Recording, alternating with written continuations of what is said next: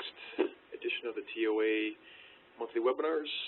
Today we're going to focus on M-864D digital mixer, and we'll go over basically a lot of features and functions of the units and kind of get everyone up to speed on the unit as a complete product package here. So first, we're going to basically go through the overview here. We're going to look at the general description, the front and rear panel connections, and the slider functions. We'll look at the connectivity.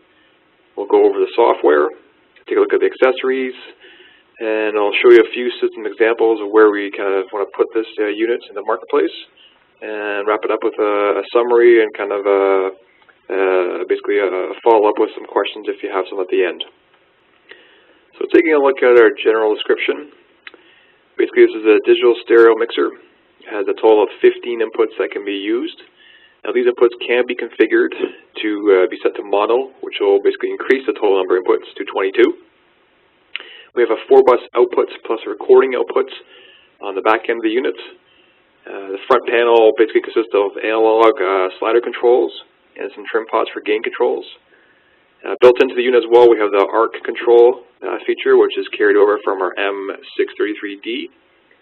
It also has a built-in feedback suppression, stereo input mute, and as well as we can use our current ZM remote keypads to control the unit. Let's take a look at the bottom there. We have external control devices supported, such as AMX or Crestron. This could be either through the RS-232 or the LAN support. Continuing on here, we have a front panel mini stereo input, which is great for jacking in an iPod device. We have the analog gain and trim controls on the front as well. And this can be controlled basically from the PC-based software, or from the front panel, or from the ZM controllers, or again from your AMX or Crestron device. And they also threw in there 8 contact inputs and outputs for external activation and relay control. So take a look at the front panel overview.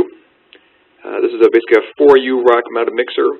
It has your 10 input slider controls in the front, your 4 output slider controls on the right hand side there, and your 3 gain trim control pots on the top right section there.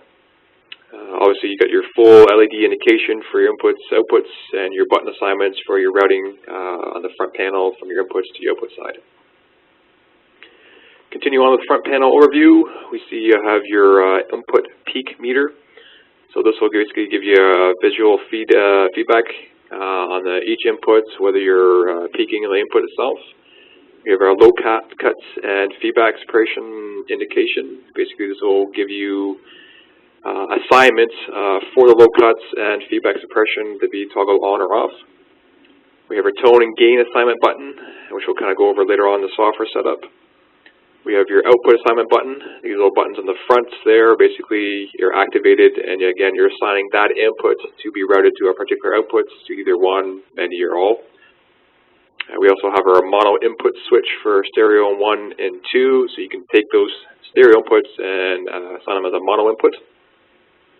You have your ARC control button and LED indication. This will be basically set up your ARC resonance control for that particular output.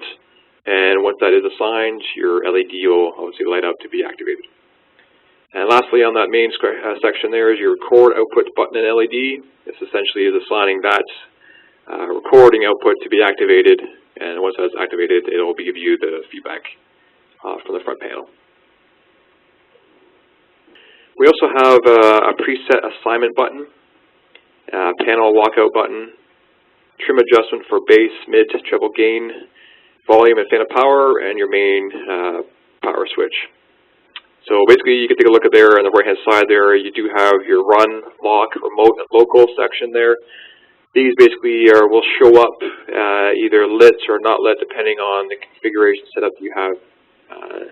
Basically that means if you have a PC connected, you can have certain things locked out, it'll show it's being activated. And if you have ZM remote controls as well hooked up to it, it'll show those being activated and connected.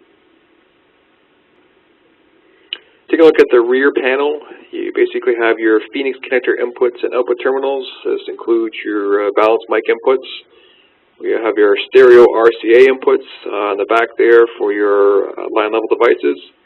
Your RJ45 network jack, which will basically allow you to connect a PC to the unit via either a crossover directly or through a basic switch. And of course your main power connection. You also have your ZM control interface connection there with the 2 power ports. Typically you run up to 8 ZM keypads on one power supply, and if you have more than that, you'd add another power supply, essentially to do up to 16 in total. Connectivity. So basically I took a screen capture here of what's in the manual, just to kind of give everybody a look at what you can physically connect to the unit. This unit will basically take anything from mic to LAN level sources. Again, you have your keypads, your ZM remote control keypads to do remote control via the push button or volume attenuation. You have your LAN connection there as well. If you want to basically control it from either the PC or through like an RS-232/LAN kind of conversion device, you can do that as well. You have your input and output terminal blocks to do your relay activations like we discussed. And then we have your main line outputs that are going to go to your power amp and to your speakers.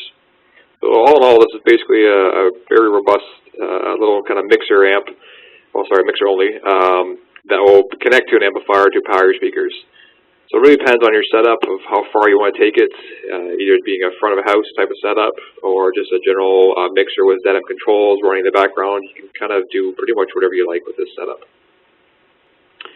Now here's a connection showing the M-864D going through basically a switching hub like we discussed into your PC. And we also have the option of with our ZM controllers.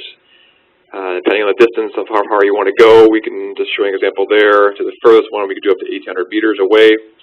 So if you wanted to, you could have this unit locked away in the back and have the ZM remote controls do all the work in the front end. This would include loading scenes and doing adjustments of various levels.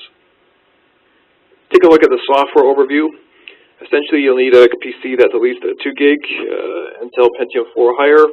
Look over the specs there. It's pretty typical for a general use PC or laptop. 1.5 gig recommended memory, standard display of course. And software requirements will be either 64-bit Windows Vista or above, of course 32-bit to Windows 7 or 64-bit Windows 7. I've tested this on a Windows 7 Professional and it works flawlessly. And basically the Net Framework 4 will be required to run this. Basically, you'll need to obviously download the Microsoft sites if you don't have that already, but once you do have that, you'll be up and running in no time. So when you open up the software, basically what you're going to do is connect to the device, and once you do that, you can basically see your main splash screen here. Now, depending if you're connected or not connected, various windows will or will not open depending on what you want to do. Some do require pre-programming beforehand before you connect.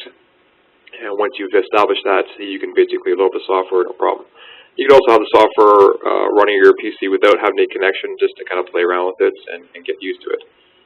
So here's your main splash screen here. What we'll do is we'll go through each tab here and kind of go through each section of what's involved in each area. And basically, we'll start from there. So first, we're going to look at the main memory view section. Basically, your preset memories are set up at the top there. You can choose from various memories to load, similar to either the D2000 or 9000 series. This, again, can be done through the front panel. You have your 4 activation buttons for that, for the first 4. Anything beyond that, you'll have to use a ZM controller or your PC. Your unit view shows up there with your dedicated IP address, and then your connection status window. Now, the connection view is kind of handy as well because it gives you basically visual feedback when you are connected to the status of each setup. So we'll show you in this scenario here, it is online, the internal fan is running okay, and it's showing that your remote connection is there with the PC and ZM, and local means basically I'm locally connected through the switch. So like we discussed earlier, you have your tabs basically on the left-hand side down the left on the main screen there. Each one of these sections will show you various information on the M-864D.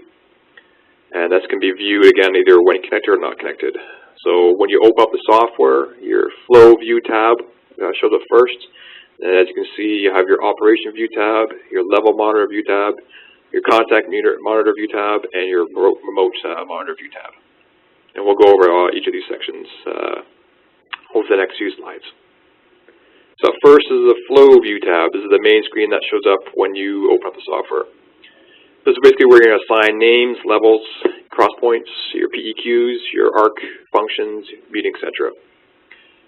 When you do this, multiple window view will pop up when activating certain features. So if you do go into certain areas where you're doing, say, certain assignments, your matrix, cross-point assignment gains, your feedback suppression, etc., all those basically will pop up a new window and allow you to do some fine adjustments there.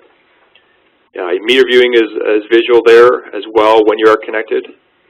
And your feedback suppression and ARC information is all live when connected. So what essentially that means is on your ARC and your feedback suppression little window that you see there, is either blow them up in full screen or leave them minimized like you see on the main window there.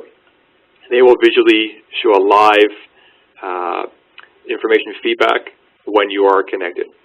So it's kind of handy. You can see things basically working in the background, and it can show you levels of what's happening when those items are initialized.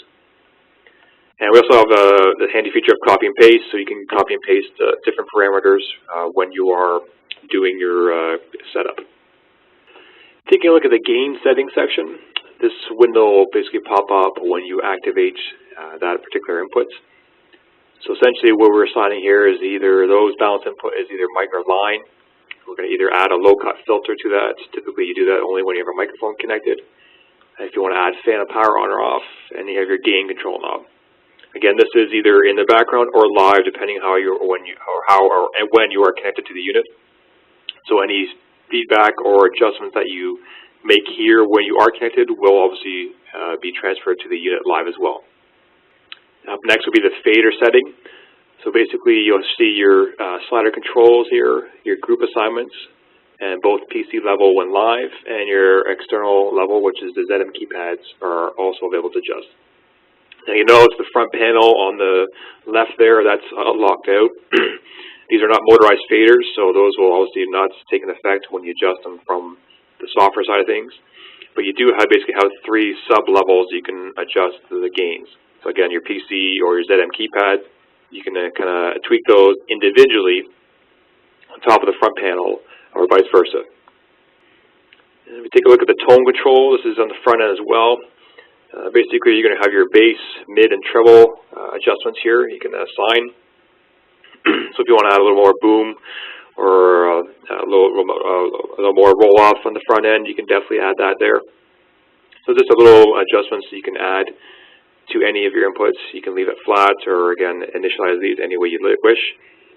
And it's a nice graphical feedback chart there as well that'll show where your settings are at. Again, these are live as well, so you can kind of test things out beforehand when you're testing a source and bring those up and down as you feel fit. Onto the feedback suppression control window. Basically, this is the window that pop up on the feedback suppression section. Typically, you set up for dynamic mode, which will be always adjusting the level when it senses feedback.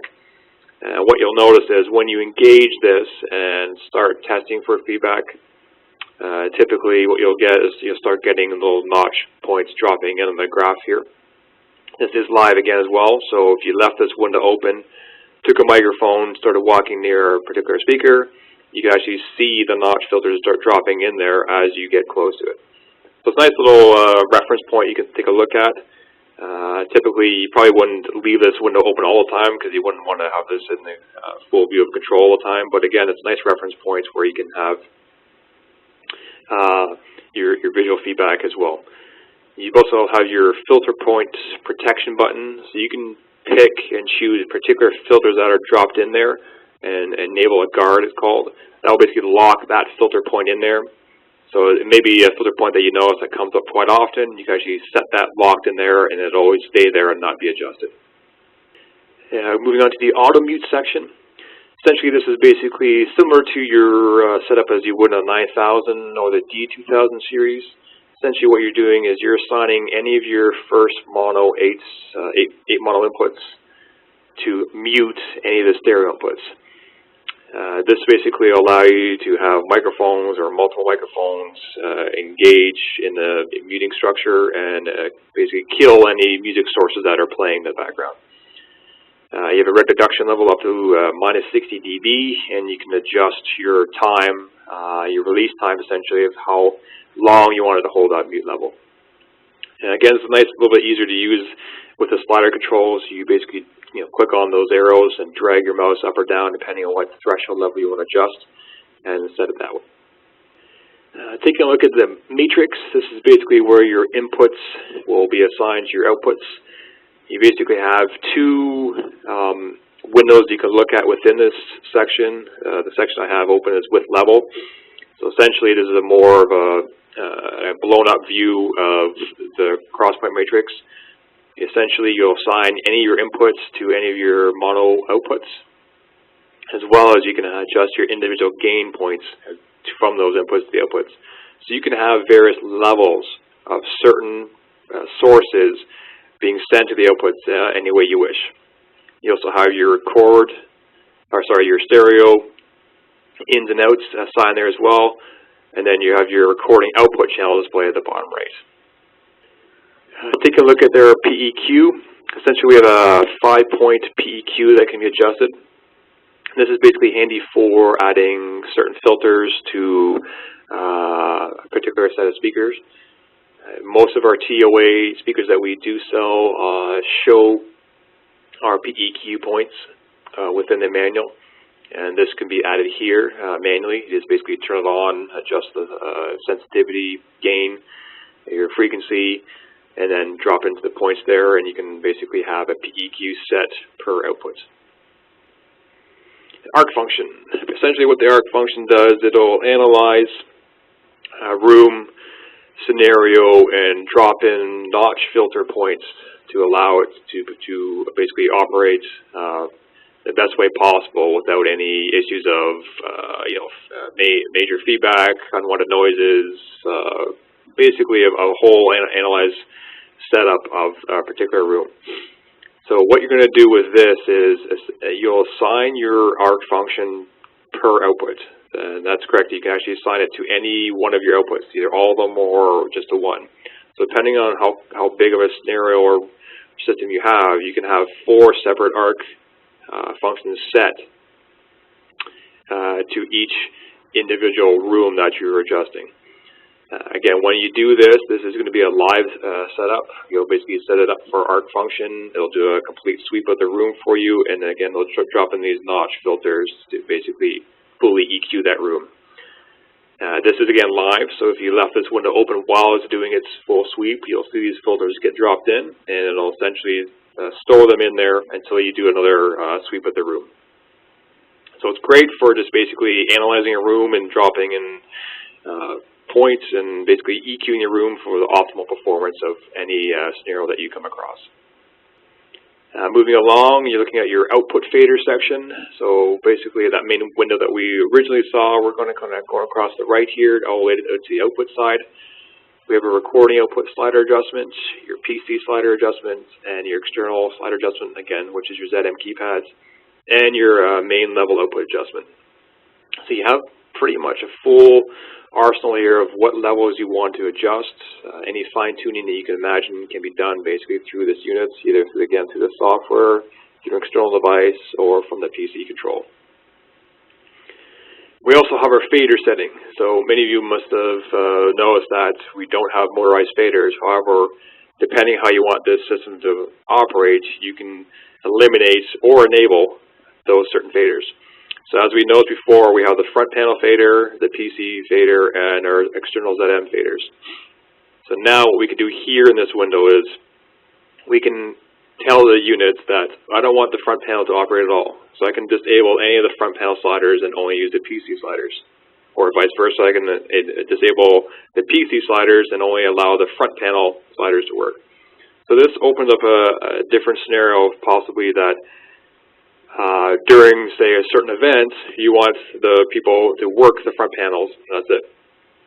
Possibly during an event another day, you want to disable that front panel because you want to control it from the PC. So now we can basically have a full setup of various possibilities for you to operate this system any way which you please.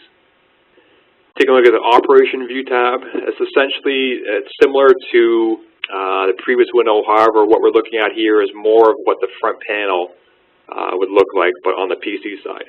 So you have your various faders in the bottom. Again, this is showing the PC level faders. And then we have our assignment switches, etc., going along for initializing and assigning inputs to outputs.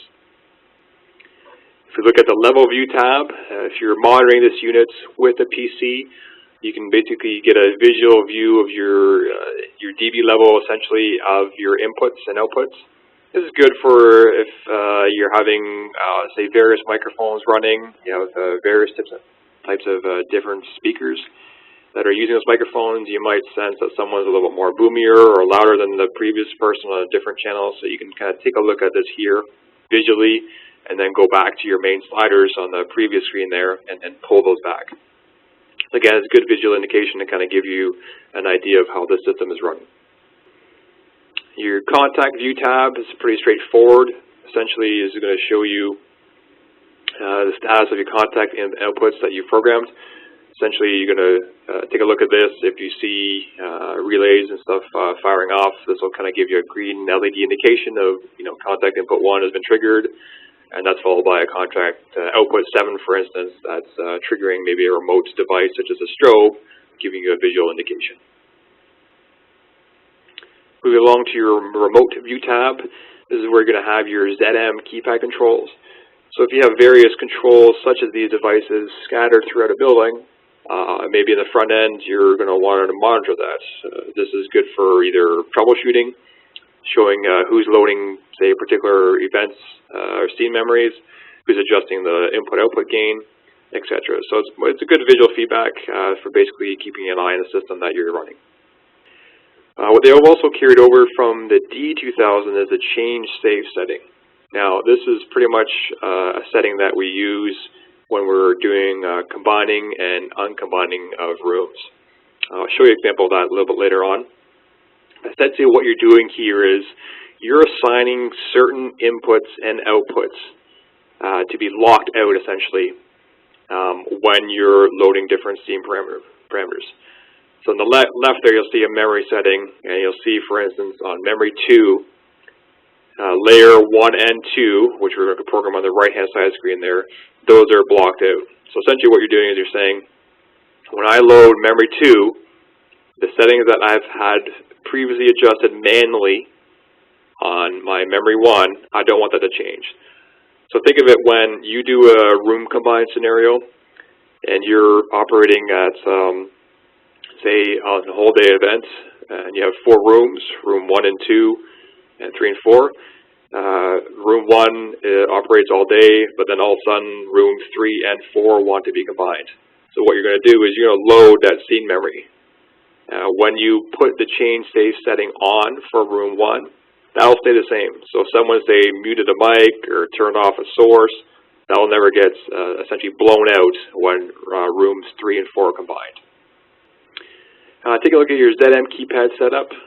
We essentially have added a few more features here than we do on the currently have on the 9000 series. These are welcome additions, of course. We'll go over a few scenarios here of what we can do. But again, all the new ZM keypads are compatible with this.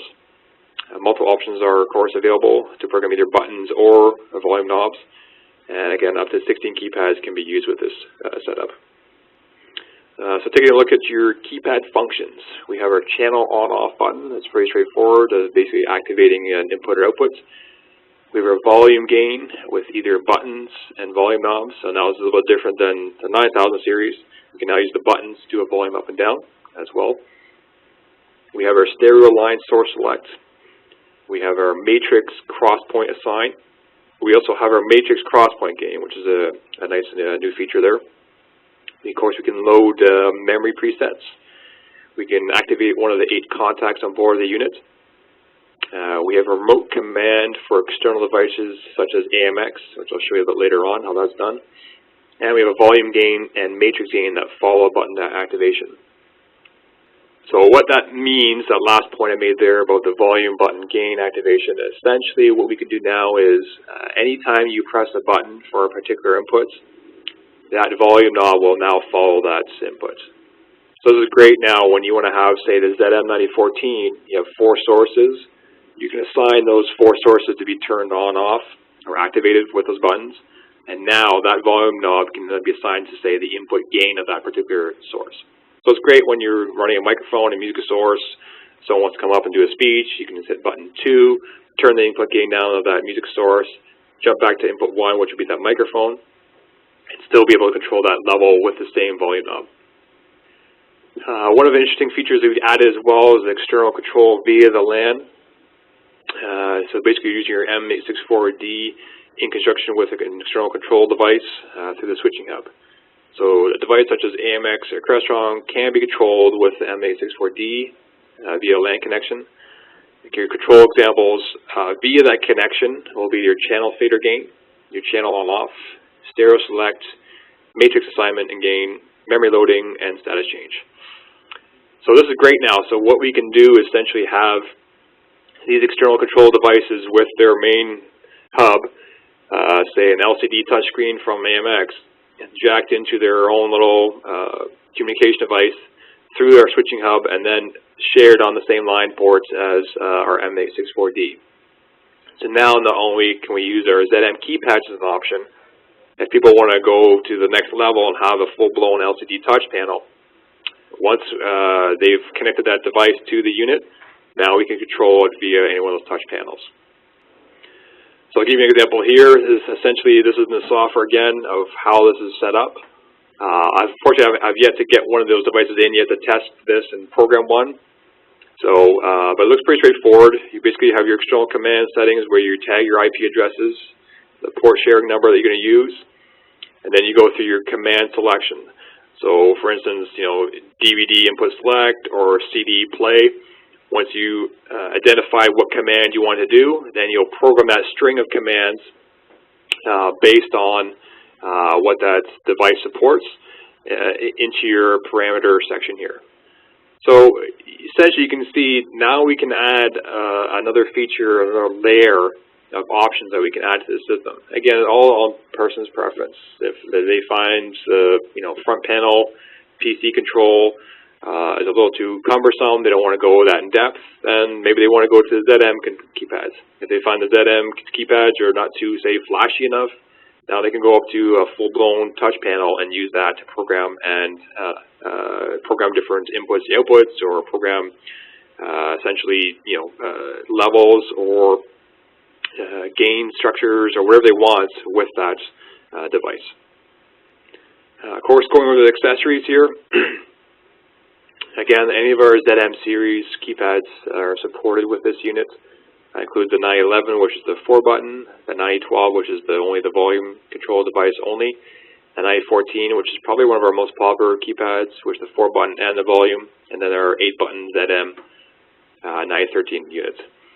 We've also come out with a new product, which we won't go into too much detail here.